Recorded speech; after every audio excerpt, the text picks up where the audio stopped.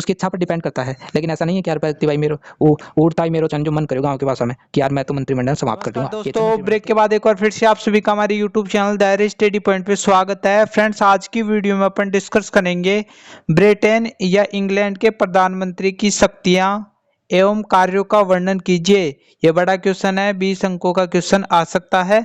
पिछली वीडियो में हमने बात की थी ब्रिटिश संविधान की विशेषताएं बताइए, तो मैंने पहले ही डिस्कस कर लिया था कल कि विश्व के जितने भी महत्वपूर्ण देश हैं उनका संविधान इस बुक में पढ़ाया जाएगा।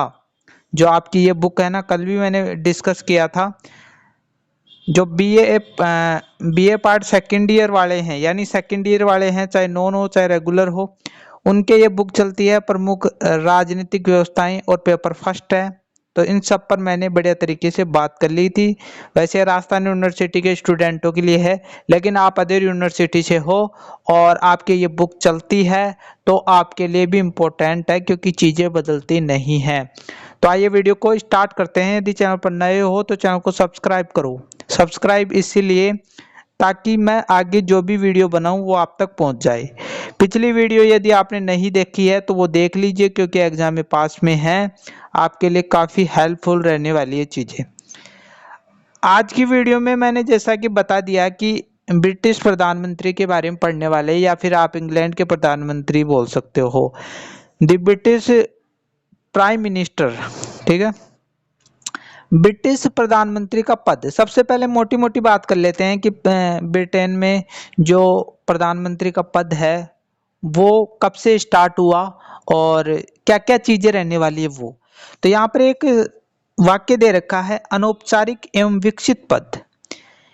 यानी जो प्रधानमंत्री है उसकी प्रमुख विशेषता हो जाएगी ये कि अनौपचारिक पद है, यानी जो प्रधानमंत्री है उस पर कोई शर्तें नहीं है। एक शब्द आप सुनते हो औपचारिक, औपचारिक आप शब्द सुनते हो। औपचारिक का मतलब होता है नियम, किसी चीज पर नियम लागू हो। लेकिन यहाँ तो अनौपचारिक है, यानी जो प्रधानमंत्री है ब्रिटेन का उस पर कोई शर्तें लागू नहीं है। जैसे अपन भारत के जो भारत में देखते हैं प्रधानमंत्री, उस पर बहुत सारे नियम लागू हैं, औपचारिक मान सकते हैं। लेकिन ब्रिटेन का जो प्रधानमंत्री है वो अनौपचारिक है और विकसित पद है। तो ये चीज आपको बढ़िया तरीके से क्लियर हो गई होगी। ठीक है, प्रधानमंत्री का पद 1721 में चालू हुआ। जो की पॉइंट्स हैं उनको ध्यान में रखना। 1721 में प्रधानमंत्री का पद वहां पर स्टार्ट हुआ था। सबसे पहला प्रधानमंत्री कौन था वहां पर, यह भी इंपॉर्टेंट बात है। ठीक है, इसको मैं सही तरीके से जचा देता हूँ, पेन थोड़ा बदल देता हूँ। वालपोल प्रथम प्रधानमंत्री बने 1721 में। इस पद का सबसे पहले उल्लेख सन 1878 ईस्वी में लॉर्ड बीकंसफील्ड ने बर्लिन की संधि पर हस्ताक्षर करते वक्त दिया। बीच से ध्यान में रखना, बर्लिन। ठीक है, जब इसने 1878 में बर्लिन की जो संधि उस पर हस्ताक्षर किए, उस टाइम इस पद का जिक्र किया था। प्रधानमंत्री का पद अनौपचारिक है और उसका कोई कानूनी आधार नहीं है, यानी कानून में कहीं पर भी उल्लेख नहीं है। अनौपचारिक पहले बात कर चुके हैं, उस पर कोई नियम लागू नहीं होते, न ही कानून में लिखा हुआ है। क्योंकि मैंने कल बात की थी कि ब्रिटेन का जो संविधान है वो अलिखित संविधान है और अपने आप निर्मित हुआ है, उसकी कोई बुक नहीं है। ठीक है, तो कहाँ लिखा हुआ होगा, तो ये इसकी प्रमुख विशेषता हो जाएगी। इंग्लैंड की अन्य अनेक संस्थाओं की तरह प्रधानमंत्री का पद भी स्वतः ही विकसित हुआ है। जिस प्रकार ब्रिटेन में बहुत सारी संस्थाएं हैं, वो जो संस्थाएं हैं वो अपने आप विकसित हुई हैं, उसी प्रकार प्रधानमंत्री का पद भी अपने आप विकसित हुआ है। कल हमने बात की थी, बात को रिपीट करता हूँ कि जो संविधान है वहाँ का वो समय व संयोग की संतान है, यानी अपने आप निर्मित हुआ है। तो ये संस्थाएं भी अपने आप निर्मित हुई है। वहाँ जितनी भी संस्थाएं हैं, जैसे लोक सदन, लाट सभा आप बोलते हो, राजमुकुट जो संस्था है वहाँ की, वो अपने आप उत्पन्न हुए हैं, तो प्रधानमंत्री किस खेत की मूली है, वो भी अपने आप ही उत्पन्न हुआ है। उसका वेतन भी प्रधानमंत्री के नाम से नहीं अपितु राजकोष के प्रथम लॉर्ड के वेतन का ही भाग समझा जाता है। राजकोष के प्रथम लॉर्ड वेतन यानी वहां पर जो प्रधानमंत्री उसके नाम पर उसको है ना वेतन नहीं दिया जाता। आपको पता है कि इनको वेतन भी दिया जाता है, जैसे भारत का प्रधानमंत्री है और मंत्री है उनको वेतन भत्ते दिए जाते हैं। उसी प्रकार वहां के प्रधानमंत्री को जो वेतन भत्ता है वो प्रधानमंत्री के नाम पर नहीं दिया जाएगा, राजकोष के प्रथम लॉर्ड के वेतन के नाम पर दिया जाता है। 1837 के राज मुकुट के मंत्रियों से संबंधित कानून में सबसे पहले प्रधानमंत्री व राजकोष के पहले लॉर्ड के पद का अस्तित्व स्वीकार किया गया। उसके अधिकारी के लिए 10,000 पौंड वार्षिक वेतन निर्धारित किया गया। वहां पर पौंड चलता है, ठीक है, हमारे यहाँ पर रुपया है। वैसे ही आज भी इंग्लैंड का प्रधानमंत्री के नाते कोई वेतन नहीं पाता, यानी इसके नाम पर वेतन नहीं मिलता है।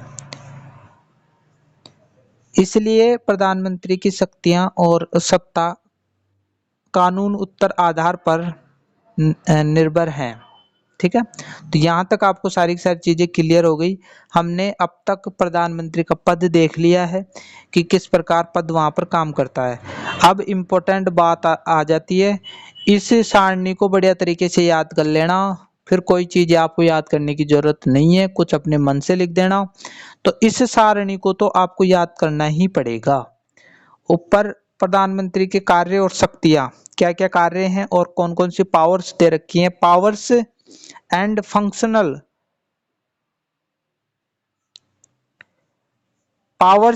Functions of the prime minister, यानी प्रधानमंत्री की कार्य शक्तियां। तो यहाँ पर ऊपर ही ऊपर दे रखा है मंत्रिमंडल, क्योंकि आपको पता है कि प्रधानमंत्री का एक मंत्रिमंडल भी होता है। जैसे अब भारत में प्रधानमंत्री है, उसका मंत्रिमंडल भी है, उसमें बहुत सारे मंत्री होते हैं। उसी प्रकार इंग्लैंड में भी मंत्रिमंडल है और उससे संबंधित कार्य होंगे। एक तो वहां पर सम्राट का पद चलता है, जिस प्रकार यहाँ पर भारत में राष्ट्रपति का पद चलता है, वहां पर सम्राट का पद चलता है। तो उससे संबंधित शक्तियां भी होंगी इसकी। लोक सदन से संबंधित शक्तियां भी है, जिस प्रकार भारत में लोकसभा चलती है। 2 सदन चलते हैं भारत में, राज्यसभा लोकसभा। तो लोकसभा जो भारत में चलते है उसी प्रकार वहां पर भी लोक सदन चलता है और उससे संबंधित शक्तियां इंग्लैंड के प्रधानमंत्री की होंगी। शासन संबंधित शक्तियां, भारत में शासन जो चलता है वो प्रधानमंत्री के नियंत्रण में ही चलता है, उसके मंत्रिमंडल जो होते हैं उसके नियंत्रण में चलता है। तो वो जो कानून बनाते उसके अनुसार चलता है। उसी प्रकार वहां का जो प्रधानमंत्री है उसकी वहां के शासन में भी तो भागीदारी होगी ना। दल से संबंधित शक्तियां, कौन सा दल है उसका। तो ये चीजें आपको बढ़िया तरीके से स्पष्ट हो गई होंगी। अब मंत्रिमंडल संबंधित शक्तियां कौन कौन सी हैं, देखो। मंत्रिमंडल का निर्माण, आपको स्वाभाविक सी बात है कि प्रधानमंत्री है जो मंत्रिमंडल का निर्माण करता है। दूसरा, मंत्रिमंडल का कार्य संचालन। अब मंत्रिमंडल अपन ने बना दी है तो भाई अपन को कार्य भी तो करना होगा ना। उसी प्रकार प्रधानमंत्री जो मंत्रिमंडल होता है उसके कार्य का संचालन करता है। तीसरा है मंत्रिमंडल की अध्यक्षता। अध्यक्षता कौन करेगा, प्रधानमंत्री सारी चीजें कंट्रोल कर रहा है, निर्णय ले रहा है, तो अध्यक्ष भी भाई साहब इस प्रधानमंत्री को ही बनाई जाएगा, कोई और कहीं से थोड़ी आएगा। ठीक है, इसके बाद में देखो, जिसने निर्माण किया वो इसका अंत भी कर सकता है भाई साहब। जैसे ईश्वर ने हमारी इस पृथ्वी का निर्माण किया है, बहुत सारे ग्रह बनाए हैं। ईश्वर को यदि गुस्सा आ गया ना तो इस पृथ्वी धरा को उल्ट पुलट कर देगा। वहां पर न तो विनोद बचेगा और न ही आप जैसे स्टूडेंट बचोगे। तो जो निर्माण कर सकता है वो अंत भी कर सकता है। उसी प्रकार इंग्लैंड का जो प्रधानमंत्री है वो मंत्रिमंडल का अंत कर सकता है। तो मंत्रिमंडल से संबंधित जितनी भी सारी चीजें हैं वो आ गई हैं। इसके बाद में सम्राट संबंधित शक्तियां, तो सम्राट का पद चलता है। तो सम्राट को परामर्श देना, सम्राट को परामर्श दे सकता है। ठीक है, इसके बाद में आगे बढ़ते हैं। इसमें आएगी लोक सदन का नेतृत्व। जो सदन चलता है, जैसे प्रधानमंत्री है ना, जो लोकसभा का नेतृत्व करता है, बहुमत दल का नेता है तो नेतृत्व करता है, उसी प्रकार वहां पर जो लोक सदन है उसका नेतृत्व भी वहां का प्रधानमंत्री करेगा। शासन संबंधी शक्तियां, पहला शासन का संचालन करेगा। अरे भाई, उसको निर्मित इसलिए किया है तो शासन का संचालन तो करेगा। उसमें बहुत सारे अधिकारी होंगे, उनकी नियुक्ति भी करेगा।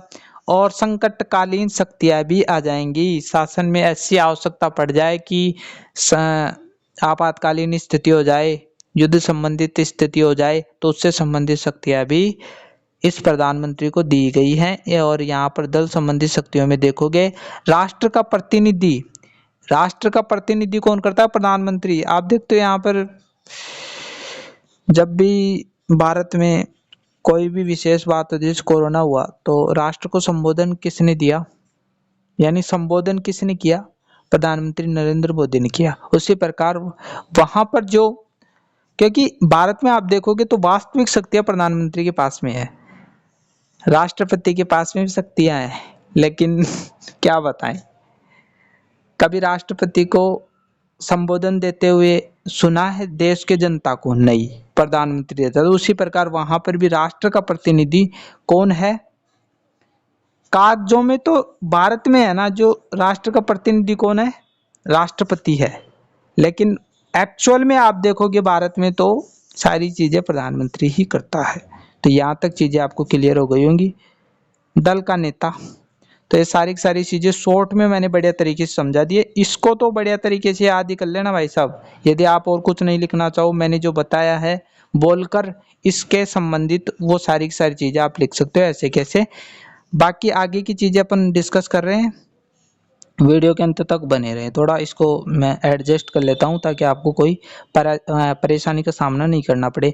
प्रधानमंत्री के कार्यों में अधिकारों का विवेचन निम्न शीर्षकों में कर सकते हैं, यानी जो पॉइंट बताए हैं उनको अपन बड़े तरीके से कर लेते हैं। पहला पॉइंट है मंत्रिमंडल का निर्माण। ऊपर हमने देखा मंत्रिमंडल का निर्माण करता है प्रधानमंत्री। सम्राट की तरफ से मंत्रिमंडल के निर्माण में पूर्ण रूप से स्वतंत्र है। शक्तियां वहां के सम्राट के पास में, और यूज कौन कर रहा है? प्रधानमंत्री कर रहा है। जिस प्रकार भारत में राष्ट्रपति के पास में पावर्स हैं, उनका यूज कौन करता है? प्रधानमंत्री करता है, मोहरा बनाकर एक तरह से आप बोल सकते हो। मंत्रिमंडल की जो भी सूची सम्राट को दे दी जाती है, उसी की स्वीकृति उसके द्वारा हो जाती है। देखो, अगर मंत्रिमंडल का निर्माण किया जा रहा है तो उसमें कौन कौन से मंत्री आएंगे, उसकी सूची किसके पास में जाएगी? सम्राट के पास में जाएगी। और सम्राट यदि प्रधानमंत्री ने दे दी ना स्वीकृति, तो सम्राट भी दे दी। तो एक्चुअल में शक्ति इसके पास में ही है। प्रधानमंत्री मंत्रिमंडल बनाते समय अपने दल के मुख्य नेता का भी ध्यान रखता है और मंत्रिमंडल में लेने का प्रयत्न करता है। उसके जो विश्वास पात्र प्रधानमंत्री के जो मंत्री होते हैं, उनको इस मंत्रिमंडल में लेने का प्रयास करता है वो, और करेगा, क्योंकि विश्वास पात्र उनको तो लेगा ना इसमें। उसने अपने दल के विभिन्न गुटों का भी ध्यान रखना होता है और उनको उचित प्रतिनिधित्व देना पड़ता है। लास्की ने ठीक ही कहा है, प्रधानमंत्री वह केंद्र है जिस पर मंत्रिमंडल का जीवन और उसका अंत निर्भर करता है। लास्की ऐसा बोलता है। आगे बढ़ते हैं। वीडियो को स्किप करके जाओगे तो आपका नुकसान होने वाला है। मंत्रिमंडल का कार्य संचालन। मंत्रिमंडल का कार्य का संचालन कौन करेगा? प्रधानमंत्री करेंगे। प्रधानमंत्री को यह भी देखना पड़ता है कि मंत्रिमंडल का कार्य सुचारू रूप से चलता रहे। देखो भाई, जिस काम के लिए जिसको नियुक्त किया है वो वही काम नहीं करेगा तो कौन करेगा? भाई, मेरे पढ़ाने का, मैं पढ़ा रहा हूँ आपको, यदि चीज़ें समझ में नहीं आएंगी तो मेरा होने का मतलब क्या है? आप स्टूडेंट हो, यदि आप बढ़िया तरीके से नहीं पढ़ोगे तो इस वीडियो का मतलब क्या है? उसी प्रकार प्रधानमंत्री का प्रमुख कार्य ये है कि जो मंत्रिमंडल में जो कार्य हो रहे हैं वो चलते रहें। कभी कभी मंत्रियों में परस्पर मतभेद उत्पन्न हो जाते हैं, उनमें प्रधानमंत्री को हस्तक्षेप करना पड़ता है। देखो भाई, जहाँ पर लोग रहेंगे वहाँ पर झगड़ा भी होगा। जहाँ पर झगड़ा होगा तो उसका निपटारा कौन करेगा? जो ऊपर का नेता है ना। तो मंत्रिमंडल का ऊपर का नेता कौन है? कमेंट बॉक्स में लिखो, ठीक है? प्रधानमंत्री जो भी मतभेद होगा उनको शांत करने का प्रयास करेगा। वह औचित्य अनौचित्य का निर्णय करके विविध मंत्रियों के मतभेदों को दूर करता है। वह सबको एक सूत्र में बांधकर उनमें परस्पर सहयोग बनाए रखता है। देखो, मंत्रिमंडल में बहुत सारे सदस्य होते हैं, जिस प्रकार परिवार में बहुत सारे सदस्य होते हैं, आपके परिवार में बहुत सारे सदस्य हैं, तो आपके पापा वहाँ के मुखिया हैं और उनमें तालमेल बैठाने का प्रयास करता है। आप 4 भाई बहन हो, यदि लड़ाई झगड़े तो थाप रख देगा पापा ठीक है, थप्पड़ भी रख सकता है, क्योंकि उसको पूरे परिवार को चलाना है, सब मिलजुल कर रहे हैं। उसी प्रकार झगड़े भी होंगे और उनका निपटारा पापा भी करेगा। बापू जिसे बोलते हैं ना, वो उसी प्रकार यहाँ के बापू कौन है? प्रधानमंत्री हैं। आगे बढ़ते हैं। तीसरा है मंत्रिमंडल की अध्यक्षता। सारे काम ये कर रहा है तो अध्यक्षता भी ये करेगा। प्रधानमंत्री ही मंत्रिमंडल की अध्यक्षता करता है। वह मंत्रिमंडल की बैठकों में कार्य सूची निर्धारित करता है। ठीक है, किस किस का क्या क्या कार्य रहने वाला है, कौन सा मंत्री क्या कार्य करेगा, बैठक कब होगी, ये सारे कार्य कौन करेगा? प्रधानमंत्री करेगा। और विभागों के बीच में तालमेल बैठाता है। बहुत सारे विभाग होते हैं, उनके बीच में तालमेल बैठाने का कार्य भी प्रधानमंत्री ही करता है। आगे बढ़ते हैं। मंत्रिमंडल का अंत है। अब देखो, जिसको पावर दे रखी है, जो निर्माण कर सकता है, वो मंत्रिमंडल का अंत भी कर सकता है। मंत्रियों के मंत्रित्व की समाप्ति मंत्रिमंडल को के भंग करने के विषय में प्रधानमंत्री की इच्छा का महत्व वस्तुतः पर्याप्त है। ठीक है, उसकी इच्छा पर डिपेंड करता है। लेकिन ऐसा नहीं है कि यार व्यक्ति भाई मेरो उड़ता ही मेरो चन जो मन करो गाँव की भाषा में, कि यार मैं तो मंत्रिमंडल समाप्त कर दूंगा, कि अच्छा मंत्रिमंडल के लागत मैं नेता छूँ, यानी मैं नेतृत्व कर रही हूँ तो मैं समाप्त कर दूंगा भाई साहब, सब ने समाप्त कर दूंगा ऐसा नहीं है। उसकी इच्छा तब काम करेगी जब आगे बढ़ो। यदि प्रधानमंत्री और किसी अन्य मंत्री के बीच में कोई मतभेद होता है तो ऐसी दशा में प्रधानमंत्री उस मंत्री को मंत्रिमंडल छोड़ने के लिए बाध्य कर सकता है। बात याद है भाई, देख, प्रधानमंत्री चाहे और कोई मेरो साथी, यानी मेरा जैसा कोई है मान लीजिए उस मंत्रिमंडल में, और मेरो और प्रधानमंत्री के बीच में झगड़ो होगो, ठीक है, गांव की भाषा में, क्योंकि गांव के लोग इस वीडियो को ज्यादा देख रहे होंगे, तो मेरो और को झगड़ो होगो भाई साहब, तो प्रधानमंत्री पावर दिखाएगा कि भाई तू ये मंत्रिमंडल छोड़ दे, यदि नहीं छोड़े तो मैं पूरा मंत्रिमंडल भंग कर दूंगा। तो ये इच्छा उस पर निर्भर करती है। यदि प्रधानमंत्री अपने पद से त्यागपत्र दे तो उसका तात्पर्य संपूर्ण मंत्रिमंडल का त्यागपत्र होता है। और यदि प्रधानमंत्री ही रुष्ट होकर छोड़ दे उस, क्योंकि प्रमुख नेता है और वो ही छोड़ दे, तो ऐसा माना जाएगा कि पूरे मंत्रियों ने त्यागपत्र दे दिया है। तो ये बातें हैं। आगे बढ़ते हैं। बीच बीच में मैं ग्रामीण भाषा भी यूज करता जाऊंगा, ठीक है, ताकि आपकी वीडियो में रुचि बनी रहे। सम्राट को परामर्श देना, सम्राट का पद चलता है, आपको पता है। प्रधानमंत्री वह कड़ी है जो संसद और सम्राट तथा मंत्रिमंडल और राजा को जोड़ती है। किन किन को जोड़ रही है? देखो, संसद भी है, वहां पर सम्राट भी है, मंत्रिमंडल भी है और राजा। इन चारों को जोड़ने का काम कौन कर रहा है? प्रधानमंत्री कर रहा है। वह प्रधानमंत्री की हैसियत से संसद तथा मंत्रिमंडल के निर्णयों से राजा को अवगत कराता है। तो यहाँ पर एक चीज आपने नोटिस की,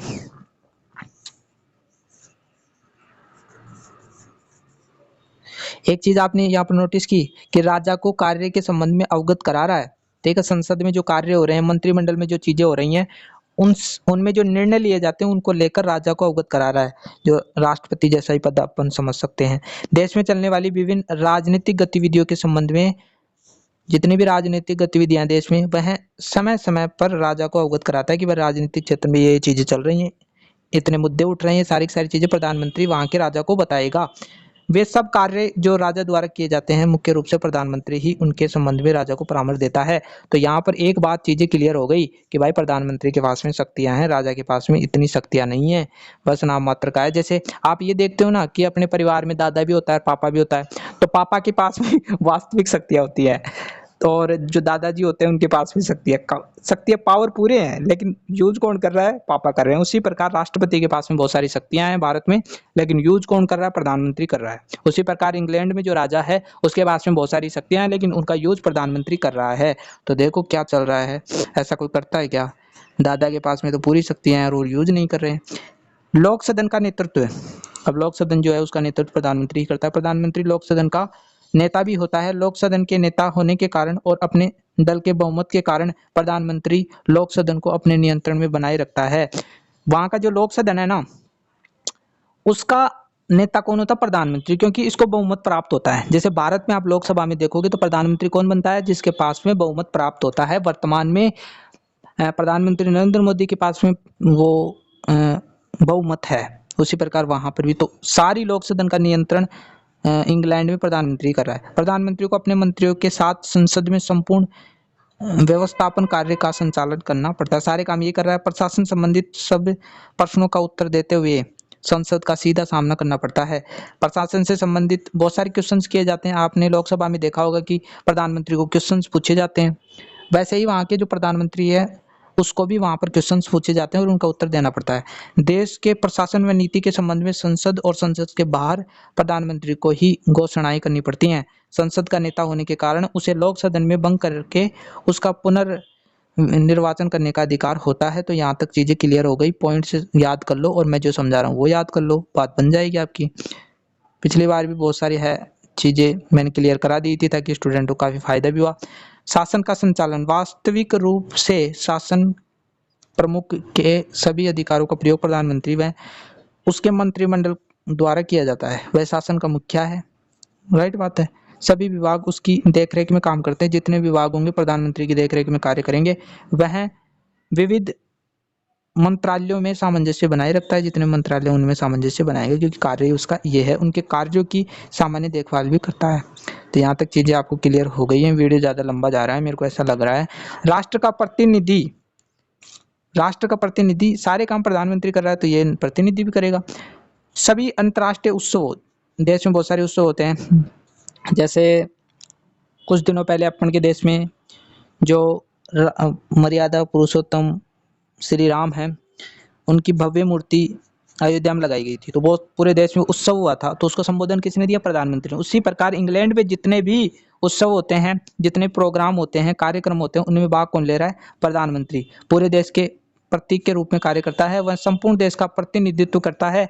विदेश में जाते समय तथा दूसरे देश में संधि करते समय सारे देश उसके साथ होता है।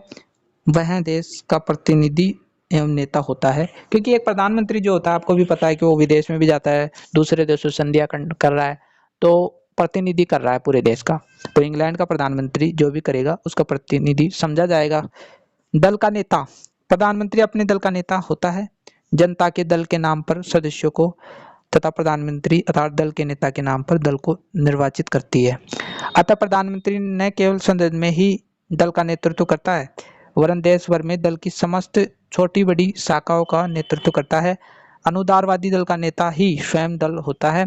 वह दलीय संगठन पर तथा आय व्यय पर नियंत्रण रखता है। यदि कोई उसकी आज्ञा का उल्लंघन करता है या उसे चुनौती देता है तो वह अनुशासन संबंधित कार्यवाही करके उस सदस्य को उचित दंड देता है। ठीक है, तो यहाँ तक आपको क्लियर हो गया होगा। आज की वीडियो में इतना ही। आशा करता हूँ मैंने पूरा जोर लगा दिया है और आपको समझाने के लिए दादा पापा सबका उदाहरण मैंने ले लिया है। आशा करता हूँ आपको वीडियो अच्छा लगा होगा। आज थोड़ा मूड अच्छा था और आज वीडियो भी मेरे हिसाब से अच्छी बनी है। चीज़ें आपको क्लियर हुई होंगी। कल भी मैंने बहुत पूरा प्रयास किया था। यदि वीडियो थोड़ा सा भी अच्छा लग रहा हो तो अपने दोस्तों में शेयर करना ना भूले। मिलते हैं नई वीडियो के साथ, तब तक के लिए थैंक यू।